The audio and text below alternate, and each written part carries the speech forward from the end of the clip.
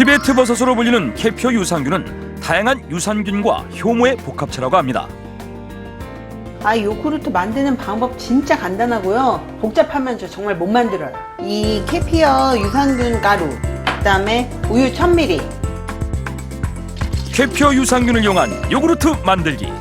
먼저 우유 1000ml를 용기에 담고 캐피어 유산균을 약 2g 정도 넣고 잘 섞어주는데요. 이때 쇠숟가락을 이용하면 산화가 되기 때문에 반드시 플라스틱이나 나무 숟가락을 사용합니다.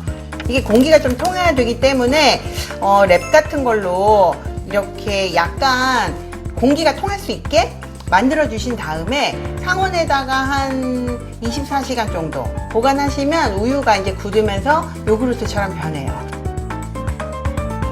완성된 요구르트는 바로 냉장고에 보관해주면 신선하게 즐길 수 있습니다. 이렇게 최대 일주일까지 보관해 먹을 수 있는데요. 그녀의 집엔 요구르트가 떨어지는 날이 없다고 자부할 정도로 잊지 않고 챙기는 이 요구르트. 본인뿐 아니라 아이에게도 요구르트를 먹입니다. 특별한 이유라도 있는 것일까요? 요즘에 아토피 있는 애들이 많잖아요. 근데 저희 아들도 조금 아토피가 있어서 그냥 이게 유산균이 또 좋다고 하니까 제가 만든 김에 같이 좀 먹여요. 요구르트를 먹으면 면역력에 도움이 될까요? 우리 몸에서 면역을 담당하는 NK세포라는 것이 있습니다. 유산균은 몸 안에 불량세포를 제거하는 이 NK세포와 면역세포인 T세포를 활성화시켜 주어서 면역 물질들을 활성화시켜 줍니다.